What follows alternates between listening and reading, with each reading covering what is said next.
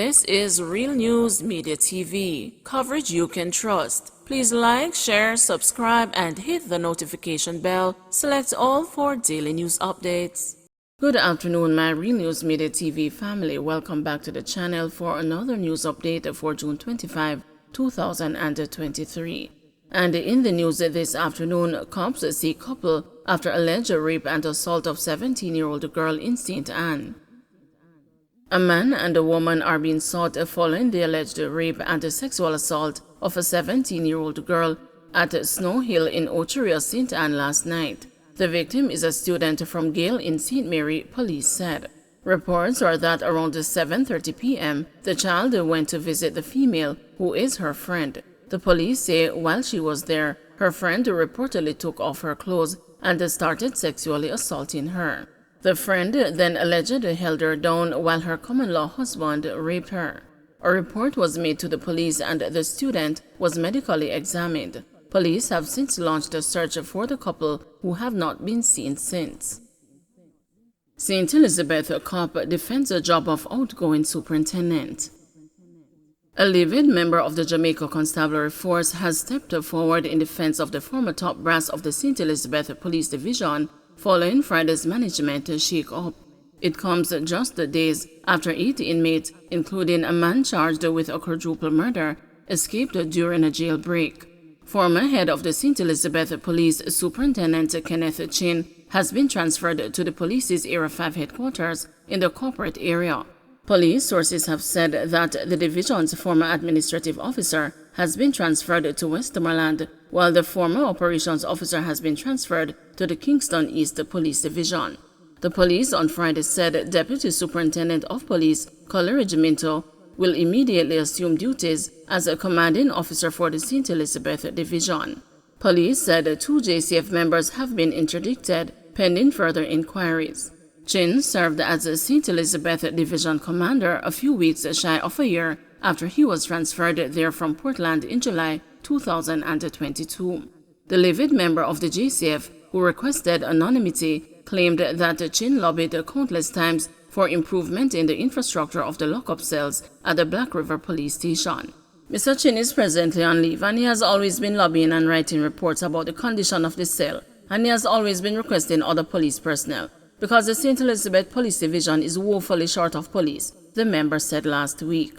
The news was told that the lockup is in dire need of repair, even as claims surfaced that spoiled locks there weren't replaced for years. The cells have been there for years, and the thing about it is that the locks in the cell are specific locks, and all of them spoiled from 2011. All of the prisoners that were in there could have gone, as some of them decided to stay, the JCF member claimed. In a press release last week, the Constabulary's Corporate Communications Unit said police were conducting a routine cell check at approximately 6 a.m. on Monday when they realized that the 8 inmates had escaped. They cut the metal bar at the window. It has to be a machine they used to cut that. One cell guard with 60-odd prisoners, a police source said last Monday.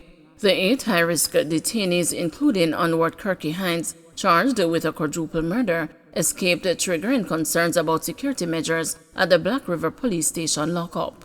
Hines was charged in relation to the murders of 4 farmers, Archibald Brown, 60, his brother George Brown, 57, Maurice Sanderson, 40, and Ezra Wright, 73, in the remote community of Claremont in St. Elizabeth on May 27, 2015. At that time, police had said he was believed to be the leader of a gang, which was a remnant of the infamous Stone Crusher gang. In July 2015, he was found hiding in the ceiling of a house in Hatfield, Manchester, and apprehended. The other detainees who escaped on Monday are Oral Cole, 31, from Comfort Hall, Manchester, Richard Brown, 34, from Middle Quarters, St. Elizabeth, Alric Hutchinson, 38, from Brighton District, St. Elizabeth, and Dean Simpson, 34, from Turner Top, St. Elizabeth, who were all in custody, charged with robbery with aggravation. Javon Sims, 25, from Copperwood, St. James, and Kenneth Stewart, 30, from Beacon Hill, St. Catherine, were both being held for murder, and Demar Williams, 29, from Gravel Heights in Spanish Town, St. Catherine, who is facing a shooting with intent charge.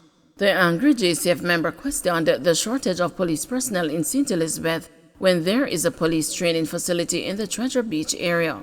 Although we have the facility that trains police down at Tranquility Bay, we are not getting any sufficient number of members, said the cop. Last December, Superintendent Chin said the St. Elizabeth Division had not benefited from the last 9 graduation batches at the police academy at that time.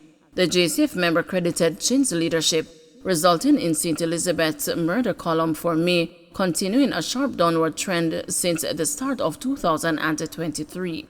There were no murders committed in the division for the entire month of May, Chin said on June 8 at the monthly meeting of the St. Elizabeth Municipal Corporation. The JCF member blasted the High Command for its decision in transferring officers who have short tenures in divisions. That is always happening. As soon as you have a work plan or any setting, then the High Command always interrupts and transfers the police. The operations officer is a good ops leader, always doing a good job. So I don't know why they would want to transfer him, said the member. The cop reiterated that the lockup accommodation is inadequate for the number of inmates. Reports every day about the condition of the cell and the lack of personnel to man the cell. The cell was designed to hold a number of persons, and they are holding a whole heap more than what it is designed to hold, said the member. Trelawney man accused of stealing gaming box charged. A 42-year-old farmer of Spicy Hill in Trelawney has been arrested and charged after he reportedly removed a gaming box from a bar and threatened a worker.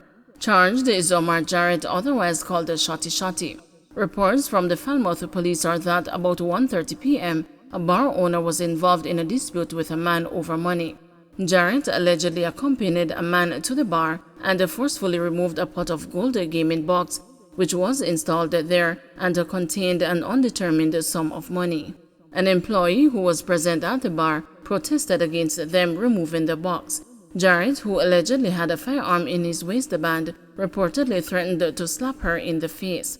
Jarrett and his accomplice then placed the gaming box, valued at $550,000, in a motor car and they drove away. The matter was reported to the police, and Jarrett was apprehended and subsequently charged following a witness statement. His court date is being finalized. Senior citizens robbed of cash, jewelry, and a firearm in St. Elizabeth. 2 senior citizens were held up and robbed of cash, jewelry, and a licensed firearm at their home in Cedartown District in Junction, St. Elizabeth on Saturday morning. The victims, ages 70 and 76 years, were surprised by thieves who broke into their home as they slept, police reported. Reports reaching the news are that around 1:48 a.m., the senior died. The men demanded money and jewelry.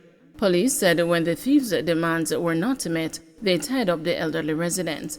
The men then searched the house and stole a gold chain with a pendant, 4 gold bracelets, 1 gold necklace with a pendant, one of the victims' licensed firearms, Jamaican $49,000, US $6, and 2 cellular phones. They left the home and the police were summoned to the area. There it was discovered that the men had cut off the padlock from the veranda grill and entered the house. The Junction police are investigating. Don't forget to like, share, subscribe, and hit the notification bell. Select all for daily news updates.